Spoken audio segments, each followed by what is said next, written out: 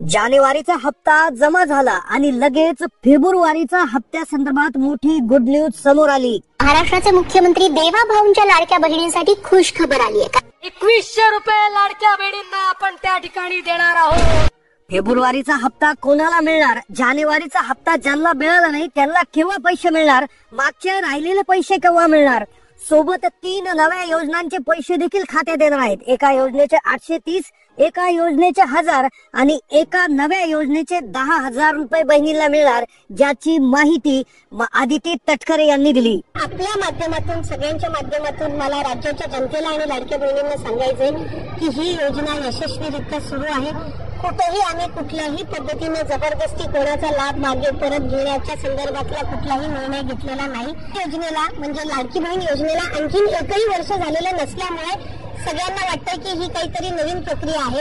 आम्ही cross verification फक्त करत आहोत। सर्व लाडक्या बहिणींसाठी खुशखबर, आता 8वा हप्ता, राहिलेल्यांना 7वा हप्ता हा केव्हा मिळणार आणि त्याबरोबर 3 योजनांचे पैसे देखील तुमच्या खात्यात येणार आहेत। सोबतच ज्या महिलांकडे आधार कार्ड आहे त्यांना 10,000 रुपये बँक खात्यात 12 तासाच्या आत येणार आहे।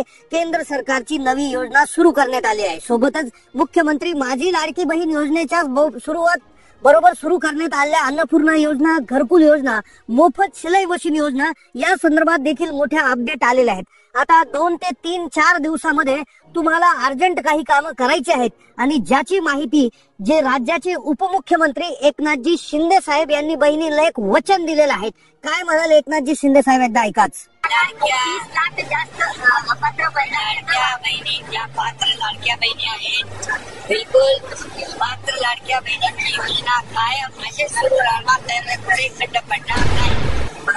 लाडक्या बहिणीला 8वा हप्ता जो आहे तो आता सुरू करण्यात आलेला आहे, ज्याचे पैसे तुम्हाला येतील, पण त्यासोबतच 3 नव्या योजनांचे पैसे येणार आहेत। एका योजनेचे 830, दुसरे एका योजनेचे 1000 आणि तिसरी एक अशी जबरदस्त योजना आहे की जिचे 10,000 रुपये तुम्हाला मिळणार आहे। आता या 3 योजना आणि 8वा हप्ता आणि राहिलेला जानेवारीचा हप्ता यासाठी तुम्हाला अर्जंट एक काम करणं गरजेचं आहे, कारण की 12 तासाच्या आत पैसे हे 10,000 रुपये तुमच्या खात्यात येतात। फक्त त्यासाठी मोबाईलवर 30 सेकंदात एक फॉर्म भरायचा आहे आणि ज्याची माहिती तुम्हाला व्हिडिओमध्ये मिळणार आहे।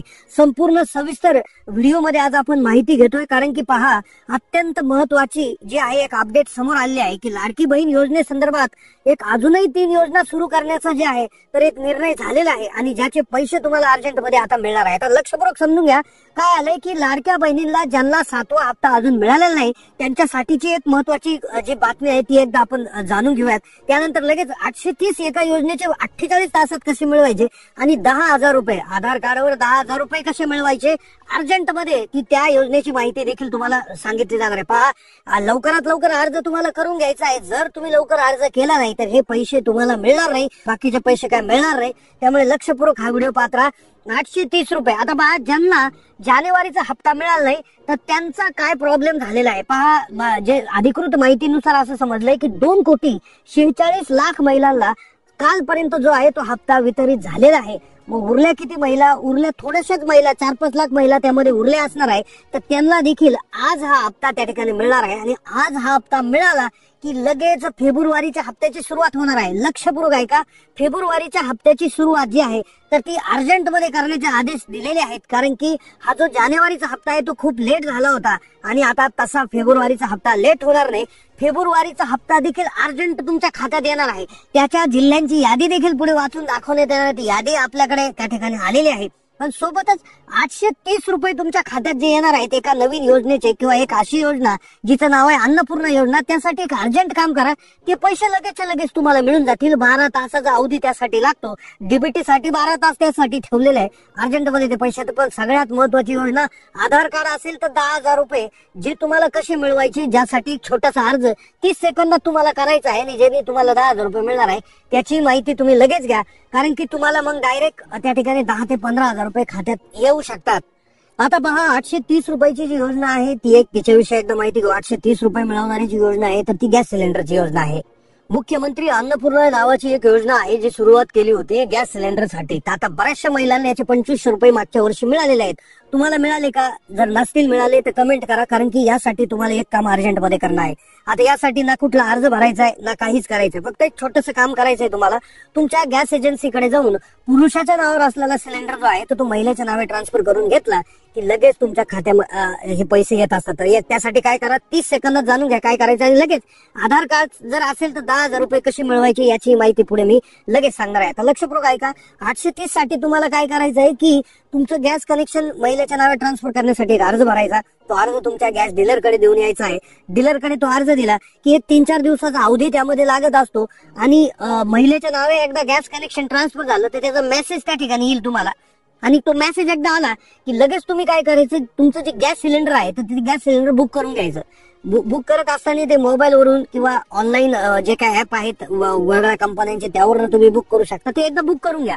ते बुक केले की लगेच तुमचं नाव तेल कंपन्यांकडे जे आहे तेल कंपन्या महाराष्ट्र सरकारला पाठवतात आणि महाराष्ट्र सरकारमार्फत तुम्हाला त्या गॅस सिलेंडरची सबसिडी मिळते. तर अशा 3 सबसिड्या एका वर्षात तुम्हाला मिळणार आहे. तर 830 असे 2500 रुपये तुम्हाला त्या ठिकाणी मिळणार आहे. तर ह्या एका योजनेत देखील अर्जंट तुम्हाला पैसे येतात. तुम्हाला आधीचे पैसे आले नसतील तर कमेंट करा काय करायचं पुढे तुम्हाला सांगितलंय. दुसरी एक योजना आहे बघा, जिचे 1000 रुपये आणि लगेच 10,000 रुपये आधार कार्डवर कसे मिळवायचे पहा. केंद्र शासनाची योजना आहे 10,000 रुपयाची. ती काय राज्य सरकारची लाईन पूर्वीपासून चालू आहे पण भरपूर महिलांना माहिती नाही. बँक खात्याच्या मार्फत चालवली जाते ही. आता बघा 1000 रुपये कसे मिळणार, तर पीएम किसान सन्मान निधी आणि नमो शेतकरी योजना. ज्या महिलांच्या नावे जर शेती असेल, आता कमेंट करा तुमच्या नावावर शेती आहे का, शेत जमीन जर तुमच्या नावे असेल तर तुम्हाला पीएम किसान आणि नमो शेतकरी योजनेच्या अंतर्गत पहा. पीएम किसान जी होती ती पूर्वी चालू केली होती केंद्र सरकारने, मोदी सरकार जेव्हा चालू होतं तर ती तिच्या मिळतात वर्षाला 6,000. आणि नंतर नमो शेतकरी जी महाराष्ट्र राज्यात जे एकनाथजी शिंदे साहेब होते त्यांच्या नेतृत्वाखाली ती सुरू करण्यात आली होती.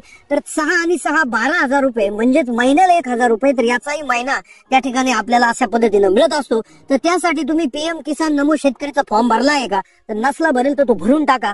ज्याची लिंक देखील त्या ठिकाणी तुम्हाला डिस्क्रिप्शन मध्ये देण्यात येईल. कमेंट करा तुम्हाला त्याचा फॉर्म भरायचा असेल. पण आता यासाठी तुमच्या नावे जमीन असणं गरजेचं आहे. तुम्ही शेतकरी असणं गरजेचं आहे या दोन्ही योजनांसाठी. आता राहिला प्रश्न तिसरी महत्वाची योजना, 10,000 रुपये आधार कार्डवर कसे मिळवायचे. आता लक्षपूर्वक ऐका, एकदम शांततेत ऐका, कारण की हे पैसे जे आहेत ते तुम्हाला कोणत्याही बँक खात्यात मिळतात. तुम्ही लाडकी बहीण असो किंवा तुम्ही पुरुष जरी असाल तरी हे 10,000 रुपये तुम्हाला मिळणार आहे. त्यामुळे लक्षपूर्वक आता ऐका ही योजना कशा पद्धतीने मिळतात. तर लक्षात घ्या, जी एक योजना सुरू केली होती केंद्र सरकारने, जनधन योजना तुम्हाला आठवत असेल तर जनधन योजनेअंतर्गत कोणालाही 0 बॅलन्स असणारं खातं उघडता येत होतं. मग आता तुमचं कोणत्याही बँकेचं खातं असेल, आता कमेंट करा तुमचं कोणत्या बँकेचं खातं आहे. तुमचं कोणत्याही बँकेचं खातं असेल तर तुम्ही काय करायचं, तुमचं पासबुक आणि आधार कार्ड घेऊन बँकेमध्ये जायचं आहे. बँकेमध्ये जाऊन विचारायचं आहे की हे खातं आमचं जनधन आहे का. ते जर नाही म्हणाले तर तुम्ही काय करायचं, एक अर्ज करायचा आहे, हे आमचं खातं जे आहे साधं खातं ते जनधन मध्ये आम्हाला ट्रान्सफर करून द्या. आणि ते ट्रान्सफर करून देऊ शकतात. आता ते खातं तुम्ही जनधन मध्ये ट्रान्सफर करून घ्यायचं आहे. आता ते खातं जनधन मध्ये ट्रान्सफर केल्यानंतर 10,000 रुपये कसे मिळतील तुम्हाला. तर लक्षपूर्वक ऐका, त्या जनधन खात्याचे फायदे असे पण आहे की तुम्हाला त्या खात्यामध्ये कुठलाही बॅलन्स मेंटेन करण्याची गरज तिथून पुढे राहणार नाही.